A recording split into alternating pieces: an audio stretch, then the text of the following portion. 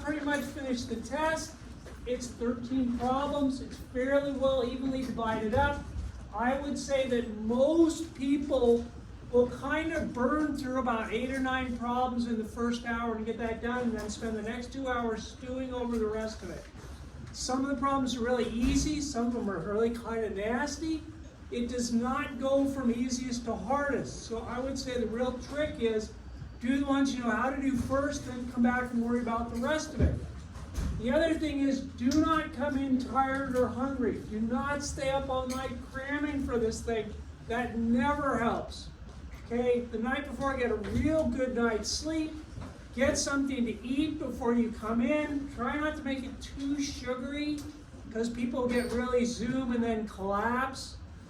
If you want to bring in something to eat or drink, that's great. Once again, people will do stuff like they'll bring in a bottle of water and a bag of fishy crackers or a muffin or something to nibble on. 3 hours is a long time, and it will take most people most of 3 hours to do it. Okay, that's a long time to sit and do the stuff. So if you have something to eat or drink a little bit, it tends to help. It's gonna be great. Great stuff. It's gonna be perfect. If you're studying, which I hope you guys are, I hope you have been, do the stuff on the test. Make sure you know how to do the stuff. You could see very, very similar problems on the exam that you had on the final that you had on the test. Make sure you can do the stuff you've done in class. Okay, go back, especially the earlier stuff. But even later stuff. Today, you will get a gas process on the exam. I'm going to do a couple gas processes today, probably at least 2. But you will get a gas process on the exam. Make sure you can do the stuff you've done in class. And once you get done with that, do the homework. The examples in the book are very good. As a matter of fact, I would say the best thing about this book that you use, the night book, is that the examples that he does are very well done and very well explained. That can be really helpful. But do the homework, do a lot of problems. Now, once again, you don't have that much time, but you know, and I know you guys got other things you got to study for, so you kind of got to decide. But the thing about this class is, if you put the time into it, it will work. It's just a question of how much time, and some people have to do more than others do. Anyways, is there anything else I'm supposed to tell you about? I think that's pretty much it.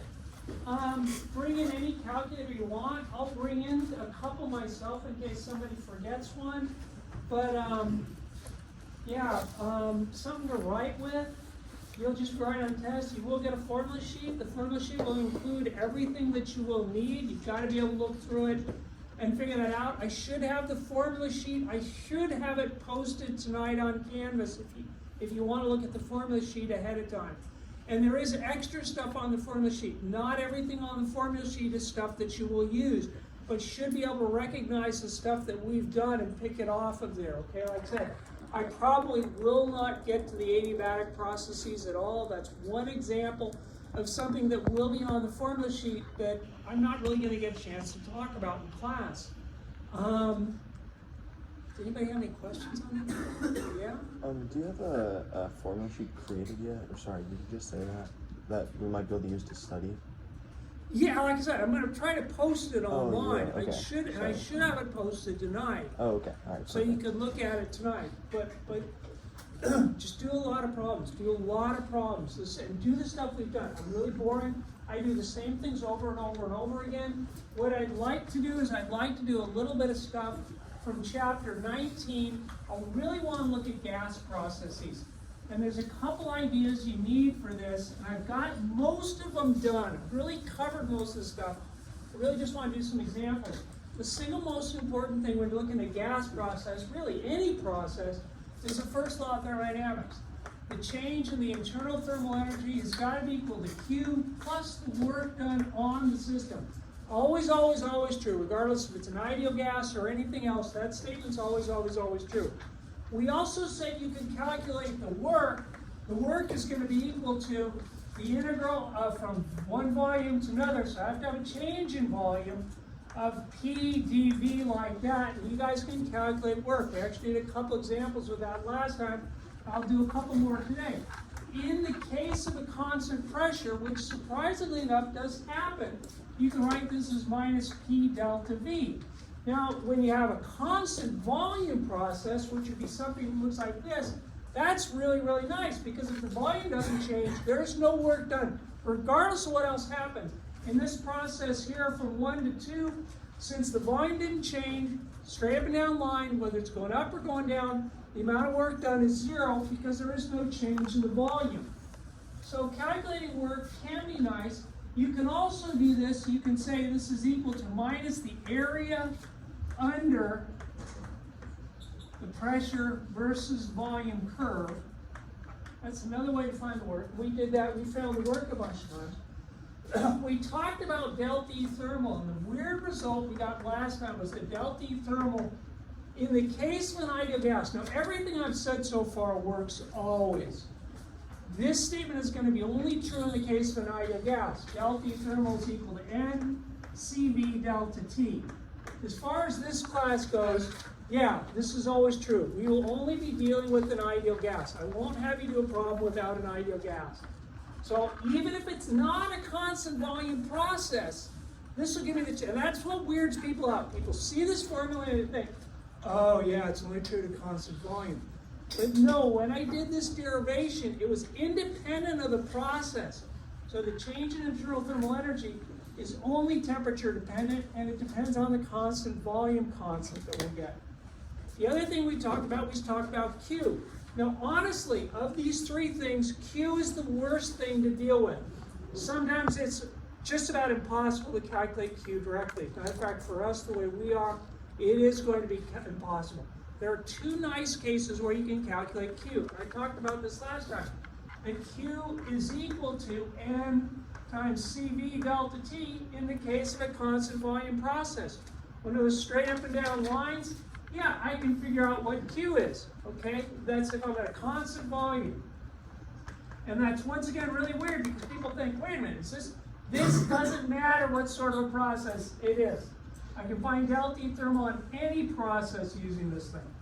But this is only true with the constant volume, or I can say that Q is equal to NCP delta T, and that's only true with the constant pressure, which actually gives you a real kind of interesting problem, because the only times, if I look at some sort of curve like this, I have nothing to find out what Q is. I can figure out what Q is on this part of the process or on this part of the process, but I can't find Q directly on something that's not either a straight up and down line or sideways line. But that's not what you'll do. What you will do is you'll say, I can figure out this value, because I can figure out that value, and you can figure out the work. I know these two, you can mathematically solve for this thing using the first law of thermodynamics, and that's what's going to happen on the exam. The other thing we wound up dealing with was we talked about something called the specific heat. We had specific heat, the specific heat at constant pressure, we had specific heat at constant volume. These come up so often in chemistry and physics that they actually abbreviate something. The ratio of Cp over Cv is called the ratio of the specific heats, the ratio of the molar specific heats. And they'll use a gamma to stand for the ratio of the specific heats. And this is important. You will see this on the exam. You get problems where, like, I'll say gamma is going to be 9/7 times R. No, just 9/7, I'm sorry. Just 9/7 like that. And you would say, why don't you write it as a decimal? And you can. There's nothing wrong with doing that. But there's an advantage to writing gammas as fractions like that, which for an ideal gas, they do tend to wind up to be exact fractions, which is weird. But once again, an ideal gas is kind of fake, but this works really, really well. What can I use gamma for? On the test, it'll say, you've got an ideal gas, and this is the gamma. Gamma for this gas is 9/7. What is that good for? You would say, well, this means that 9/7 has to be equal to Cp over Cv. That has to be true.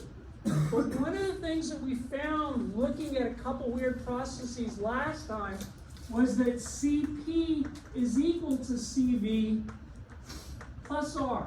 That was like the very last thing I did on Wednesday. That's a real important idea. Once again, it's a little bit fake. If you look up the numbers in a reference book, you will see that the difference in these two is not exactly R, but it's really, really, really close. And if you pretend you're dealing with an ideal gas, this works exactly. And all I'm going to do is say that we're dealing with an ideal gas. So now, this one number that I gave you for gamma, I can figure out what Cp and Cv are, because now I can say, well, yeah, 9/7 has to be equal, well, Cp is the Morse to the constant volume plus R over Cv. And now I can, like I said, you're going to see that. I will give you a gas problem. I will give you a ratio of specific heat, so you're going to have to find Cp or Cv, or it just isn't going to work. So you say, yeah, Cp is the same as one more R than Cv. Now I can cross multiply. I get 9 Cv equals 7 Cv plus 7R. So I get 2 times Cv is equal to 7R, and Cv, the more specific heat at constant volume, is 7/2 times R. Once I have Cv, Cp is easy, because I just add on 1. So I got that Cv was going to be 7/2 times R, and this would be like, just a sec, this isn't a diatomic gas. This would be like an atom with like three molecules, something like ozone or something. Let me check, 3.5 times 8.1. Yeah. This wouldn't be like a diatomic. A diatomic gas is usually like 7/5, and a monatomic gas is usually like 5/3. But I'll give you what it is on the test, and I'll ask you to show this thing. So once you're given gamma, you can find what the more specific heats are, because you know that gamma has to be equal to Cp over Cv. And I can say, well, Cp, if it's an ideal gas, that's all we're going to pretend things are, it's an ideal gas. Cp has to be Cv plus R. Now I get an equation, I can cross multiply, solve for Cv, and Cp is just one more R, so that's going to be 9/2 times R. So once I get Cv, going back to this equation, once I get Cp is really easy to find. That's going to definitely be on the test. And that's probably the only new idea I'm going to bring up today. That's probably the only new thing. So it's nice to be able to find, because it's very, very, very common with the gas. This will come up a lot. If we got into adiabatic processes, the ratio of the specific heats, oddly enough, it seems really weird. Why would Cp over Cv come up a lot? It pops up in a lot of different places in chemistry and physics. I mean, you guys in the lab this week, you use this idea, P1 V1 to the gamma equals P2 V2 to the gamma. You could write T1 V1 to the gamma minus 1 equals T2 V2 to the gamma minus 1. Gamma comes up a lot, okay? But this is adiabatic stuff.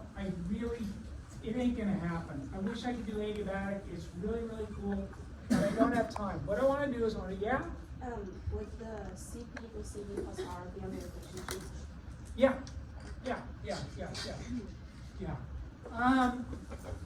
What you will get on the exam will be something like this. I'm going to say, I got an ideal gas, and I'm going to say gamma is going to be 7/5. It's like a diatomic gas. And the first thing it's going to say is it's going to say, wait a minute, let me do this one in 3 parts. I got a gas like this, and it's going to start here at A, it expands along an isothermal here to B, and it comes back here on a constant pressure to C, then it goes back to A on a constant volume. So I got this process. And I'm going to say, let me call this 12 kilopascals. Let me say this is going to be 5 kilopascals. Let me say this is 8 liters. And let me say I don't know what this is. Let me call this just V. Don't know what V is. Okay, so I'll give you a graph like that. I'll tell you what gamma is. And the first thing it'll say is, what's V? The second thing it'll say is find Cp and Cv. And the third thing it'll say is fill in the table. Fill in the table. And there'll be a table on the side which will look something like work Q delta E thermal, you will see this for sure. It's on both tests. I always do gas process problem. And this will be from A to B, what's the work, what's Q, what's delta E thermal? From B to C, what's the work, what's Q, what's delta E thermal? And from C back to A. Okay? Like I said, you've seen this for sure. This will probably the last, second last or last problem on the test, if I remember. I don't remember. Okay.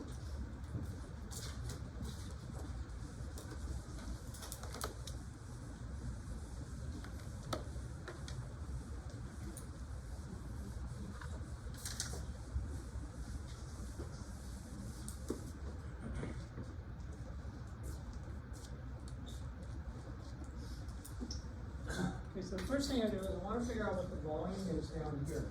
Oh, you can't. I'm going to say this is an isothermal. Now you can't. I'm sorry. Isothermal. This is an isothermal, which you guys know means the temperature stays constant. Okay? And as always with gas process, we've got a sealed container. The volume might change, or it might get hotter, or whatever. The pressure might change, but the same number of moles are in there. Once you start letting the gas leak in or leak out, it becomes impractical to do these problems. But this is on an isothermal, so I can say along that curve, well, real quick to go through it. It's always an ideal gas. It'll always say it's an ideal gas. Ideal gas. Always going to be an ideal gas. So I know that PV equals nRT. That's got to be true. On this curve, it's a constant temperature, which means that PV is going to be equal to N, which is constant, R, which is constant, and T, which is a constant. So PV equals a constant. Whatever that is, I don't know, but it's got to be a constant. You guys know from your math class that you could rewrite that as P1 V1 equals P2 V2 for any 2 points along there. I can take this value, this pressure times this volume, that's got to be the same as P times V here, as here, as here, as here, as here, as here. So I can look at these last point, and I can say, well, P1 is 12 kilopascals times V1, which is 8 liters. That's got to be equal to P2, which is 5 kilopascals, sorry, bad numbers, times V, and I could solve for that final volume, and that's going to be, you can leave it as a fraction or whatever, that's bad choice. Times A equals divided by 5 equals, this is like 19.2 liters is going to be that volume. So I know what this volume is. Really likely you'll get that. I'd like to do an adiabatic process because it gets a little bit more interesting mathematically, but it's just not going to happen. This is going to be 19.2 liters like that. So that's the first thing. You have to figure out what that volume is. 19.2 liters. 19.2 liters. Now what's CP and CV? We just did that, right? I know what gamma is. Once you have gamma, you can find CV and CP. I'm just going to walk through the whole thing again. People will do this quicker, but I know that 7/5 is equal to CP over CV. I know that I can write CP as one more R than CV, so I can say 7/5 is equal to CV plus R divided by CV. Now I got one equation, one unknown. I can get CV, I cross multiply, get 7CV is equal to 5CV plus 5R, like that. Subtract 5CV off of both sides, I get 2CV is equal to 5R. So the more specific heat constant volume for this gas is 5/2 times R. Okay?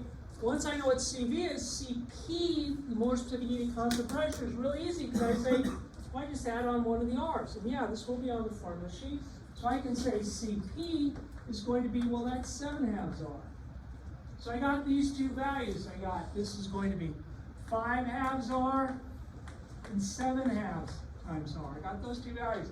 The fun part's going to be filling in the table, but without CV and CP, you're not going to get anywhere with this thing. Okay.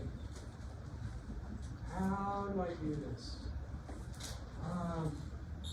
When you get something like this, honestly, yeah? Sorry, quick question. For isothermal, do you just mean like the line between A and B, not the whole thing, right? Yeah, it's just a line, not stuff inside. Yeah, it's just on that curve, the temperature's constant. Is anywhere else the temperature?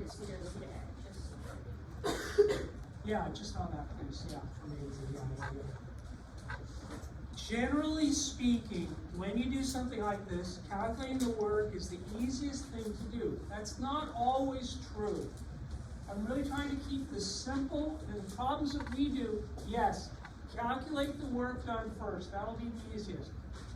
This gets kind of interesting. When I do these problems, I tend to do the work first, then I do delta E thermal, because in my opinion, finding Q, the heat energy that gets in and out of a system, is always the most difficult thing to do. But you don't have to, because remember, if I look at this process, going from B to C, that's a nice constant pressure process. And we've got a formula for Q in the case of constant pressure process. You could do that. That's really not too bad. And how you do it's going to really kind of be up to you. But like I said, I would find the work first. So I want to find the work from A to B. I want to get the work from A to B. So let me get this. The work from A to B. Well, it's on an isothermal curve. It will say on the formula sheet that the work on an isothermal curve is nRT times the natural log of V final over V initial. That's what it will say. I may ask you, I think, and I'm sorry, I can't remember, I think on one of the tests I asked people to derive it. So let me derive it first. You guys know that the work for a gas is going to be minus the integral from V1 to V2 of P dV, right? That's work on a gas. That's definitely going to be on the formula sheet. Then you would say it's an ideal gas. It's an ideal gas, so I can say that PV equals nRT, right? Right, for an ideal gas. We're always dealing with an ideal gas. So I can say that P is equal to nRT over V. So I can go ahead and put this in for P. Now I get something that's always going to be true, but sometimes it's very difficult to finish. This is nRT over V dV like that. In the case where the temperature is changing, if the temperature is a variable, you know that n's constant, you know that r's constant. I can take those out in front of the integral. But in the case where the temperature is changing, which it's not on this one, that's why this one's nice. But in the case where the temperature is changing, this may be a very uncomfortable integral to do, depending on what sort of process. But I'm looking at an isothermal process, so the temperature is constant, so I get the work is equal to minus nRT times, when I do this integral, I'm going to get the natural log of V2 over V1. Okay? Right? Now, the uncomfortable thing with that is I don't know what N is and I don't know what T is. But it's an ideal gas. It's an ideal gas. So what is nRT? It's PV. And you would say, wait a minute, PV here or PV here? Remember, since it's isothermal, P times V is same here, same here, same here, same here, same here, same here. So I can use either one or the other. So the work from A to B is going to be, I'm not going to write as nRT, I'm going to say minus PV. That's going to be 12 kilopascals times 8 liters times the natural log of, well, the final volume is going to be 19.2 liters divided by 8 liters like that. And if you type that out, that'll give you the work done from A to B. It should make sense that it's negative because the gas is expanding, even though it's expanding along a curve. And if you type this out, and I'm sorry, I wish I'd gotten better numbers for this thing, but I get 19.2. Really important, the liters cancel out, because you can only take the natural log of a pure number, so the units have to cancel out. So that's 19.2 divided by 8 equals natural log times 8 times 12 equals, I think this comes out to be minus, let's call it 84.04, let's call it 84 joules, minus 84 joules. So the work done from A to B is minus 84 joules. The work from B to C is a nice one to calculate because I got a constant pressure. That'll be an easy one because I go back here and I say, oh yeah, in the case of constant pressure, it's just minus P times delta V. So the work, get rid of this. The work from B to C, is going to be, well, that's minus the pressure. Well, the pressure from B to C is constant. That's 5 kilopascals times delta V, which is going to be the final volume minus initial volume, which is 8 liters, right? That's the final volume. So I end up with minus the initial volume, which is 19.2 liters. Okay, and if I type that out, I get a positive amount of work. But if you think about it, I'm squishing the gas. There's a positive amount of work done on the gas. This is going to be 8 minus 19.2 equals times 5 equals. I think you get, well, it's going to be 56. Yeah. Let's say this just turns out to be 56 joules. The amount of work from B to C is nice. That's 56, positive 56 joules. C to A is the easy one, right? Because if you don't have a change in volume, there's no work done on or by the system. From C to A, I can just look at that and I go, yeah, this thing's going to be equal to 0. So I got one of the columns done. Now, if I do this, I can say that this plus this has to be this, or if I can do this. Now, the fun thing is, once again, I don't have a formula for doing A to B as far as Q goes, because it's not a constant pressure, it's not a constant volume. But I can do E thermal, and like I said, for me, and I do want to do something else, I would tend to, it doesn't matter. Actually, let me do, for B to C, let me find Q first. What's Q from B to C? Q from B to C is going to be N. From B to C, this is a constant what process? Constant pressure, right? Constant pressure, so that's going to be N, Cp delta T.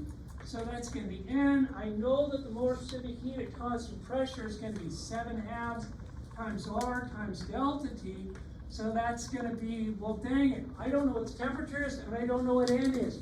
But once again, you look at it, you factor, you go, this is 7/2 NR delta T. That's just my ideal gas law again.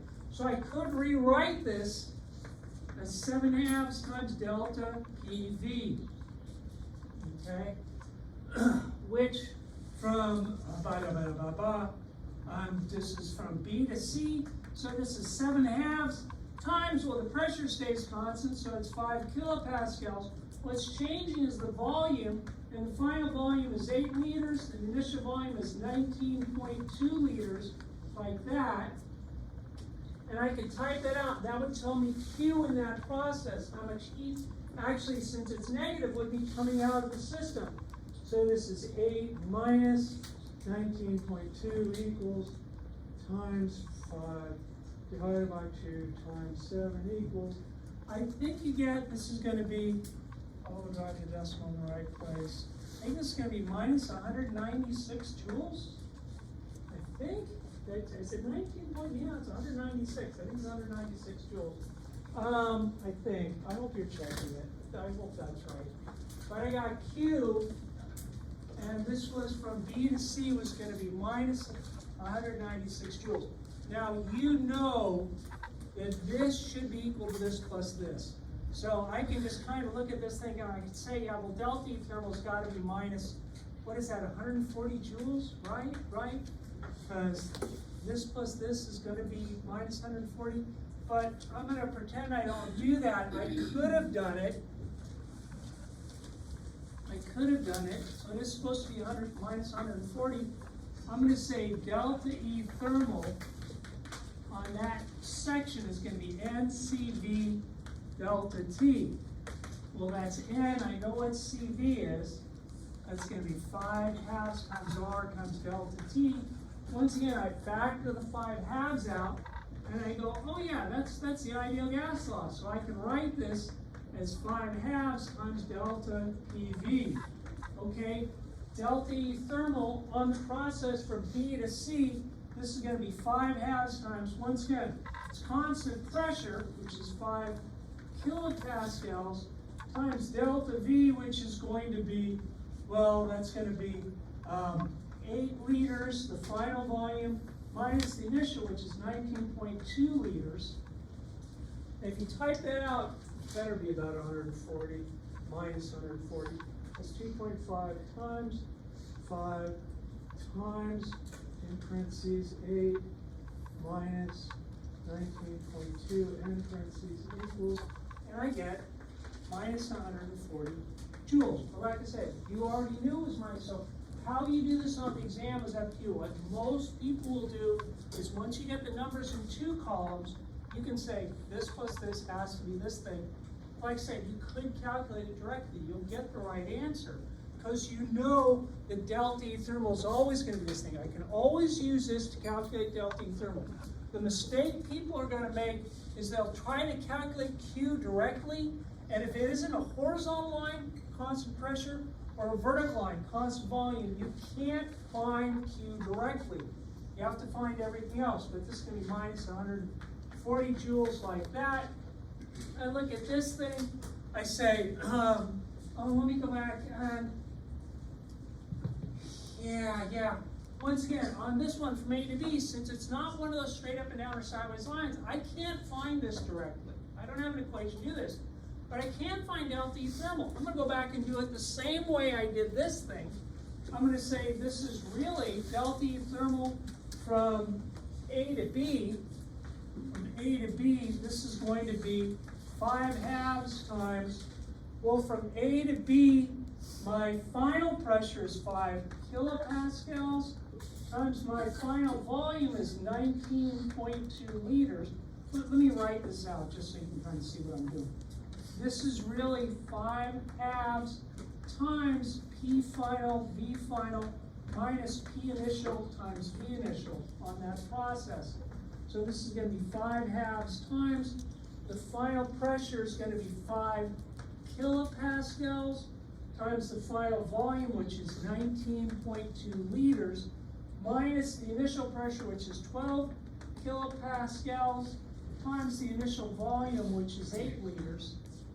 And if you type that out, it could be positive, it could be negative. It depends on the steepness of the curve. This is going to be times 19.2 minus 12 times 8 equals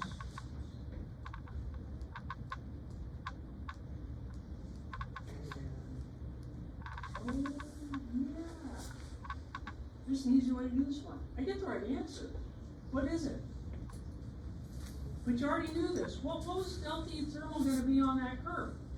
Delta E thermal, and like I said, I missed this completely, but there's a better way to do this. Delta E thermal is what? Right? What's the change in temperature along this curve? 0. What's delta E thermal on that curve? 0. Right? But that's what you get if I did type it out. That's why I was kind of staring at it and going, wait a minute, I'm getting 0? Yeah, it is 0. I should have, I got the right answer. I didn't do it the fastest way. That's a lot of times how this works with the thermals. You just start messing with it one way and then you say, oh yeah, that was obviously the right answer. Now I can find Q because I know that this plus this has to be this thing. Q is going to be 84 joules. Okay? All right? The last one, once again, you can do the last one any which way you want to. Let me go back to finding Q first. And once again, I'm spending a lot more time doing this just to kind of look at it different ways. On the test, what you will do is you'll just find 2 of them, and then you'll use the first law of thermodynamics, find the third. But let me look at Q from C back to A. C back to A. Well, that's got to be equal to number of moles. Well, C to A is a constant volume process, so that's CV times delta T. So Q has got to be equal to N times CV, which was 5/2 R. 5/2 times R times delta T. Once again, I don't know what N is, don't know what T is, but I say, wait a minute, I know gas law factor 5/2 out. You have 5/2 times delta PV. A nice process from C to A, that's a constant volume. So this is going to be 5/2 times constant volume, that's 8 liters, times this is going to be 12 kilopascals minus 5 kilopascals, like that, really, because when if I look at delta PV, the pressure isn't, the volume isn't changing on that one. So if you take the volume out, and I look at delta P, it's just the finals minus the initial. Write this out, you get